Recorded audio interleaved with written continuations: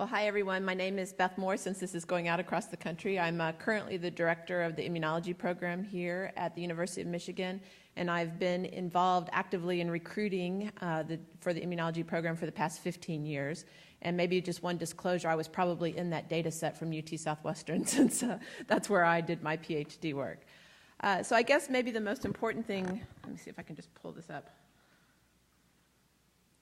This is the one figure that I wanted to make available to you. So I'll just try to summarize the arguments that a group of us came up with for the con argument.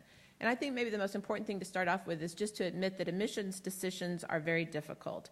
It's a really complex problem. We're trying to take a few data points and predict who will be successful in their career and who's best matched for graduate education. And that's really a complex problem. And I think because we're all scientists, we're all very eager to have data points that we can use to try to inform that decision, because we really want our metrics to be able to have predictive power. And I guess that our strongest argument against the GRE is that we really feel that that particular test does not offer any predictive power over other measures that we have to be able to judge fitness for graduate education. That's really the crux of our argument. We feel like undergraduate GPA and the performance in particular courses at the undergraduate level are just as good of predictors as the GRE, and that those predictors don't come with the potential for bias that we feel the GRE offers, which is really based on this data, which I'll cover in just a second. And we also feel like the GRE really imposes a financial burden that is a disproportionate burden to members of underrepresented minorities and certain groups. We believe that the preponderance of data that has been looked at in studying students that have actually been admitted to graduate schools show that the GRE is a poor predictor of success. In the white paper from the PRO team, you'll notice that they did cite one article by Kunzel and Hazlitt that looked at all admissions to graduate education, and they argued in that particular study that the GRE as well as GPA were both good predictors of success in graduate school.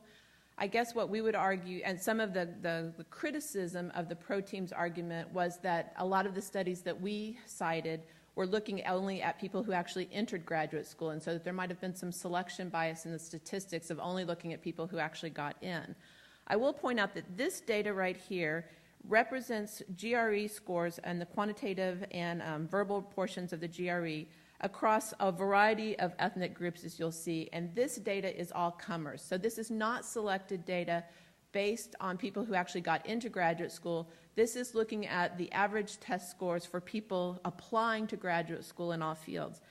And I think it's pretty easy to see that this test shows a very poor performance for a number of underrepresented minority groups compared to whites.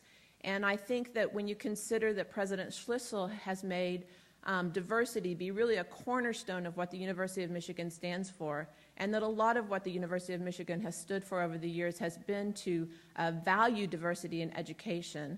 I will also point out that Steve Kahneman, who's a Nobel Prize-winning economist who wrote a book about thinking fast and slow, noted that that sometimes as experts, we have the fallacy of being able to take one or two data points and try to create a narrative where we think we can extrapolate what somebody will, how somebody will perform based on those data points. And we just think that the GRE has the subject for too much bias and too much noise. And so while we know that it is a metric, we believe it's a flawed metric, and that's why we would argue to get rid of it, because we think we can really use a holistic review. We totally agree with the concept of using lots of pieces of information to try to make a holistic review of graduate education. I'll also point out that Scott Page, who's here in the business school, has done a lot of work to suggest that the power of diversity is important when the complexity of the problem is the biggest.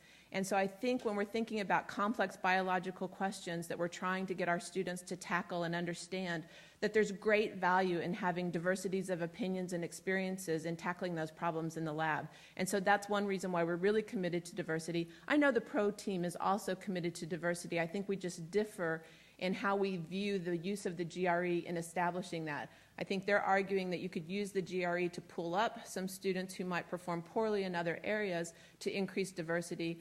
our fear is that this data suggests that it is much more likely and a bigger risk that the GRE scores would disadvantage students from diverse backgrounds and might be more likely to bias us against even allowing those students to come in. So that is kind of the crux of our argument.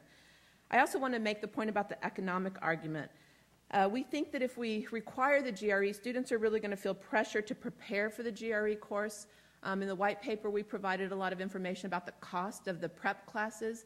This is really just a disproportionate burden for a lot of students from underrepresented minority backgrounds or from poor resourced backgrounds.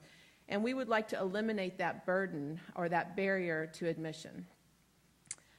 I guess finally the last thing we'll say is that we just don't believe that the GRE, which tests math at a high school level, is really a measure that we think is highly valuable for predicting who will be the best in graduate school.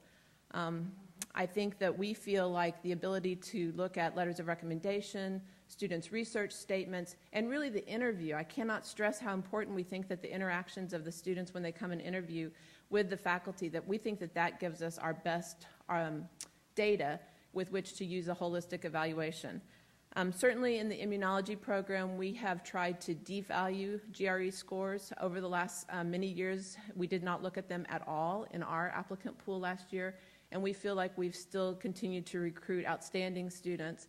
And I guess the last point that I'll just make before we open it up for questions is that in my 15 years of history in the immunology program, really being involved in decisions, I just know of a lot of students who had very poor GRE scores, but who have been amazing scientists and who have gone on to be highly, highly successful. And so we just feel that our experience suggests that it's not a very useful measure. So with that, I'll just stop and I'll let Scott open this up for other questions.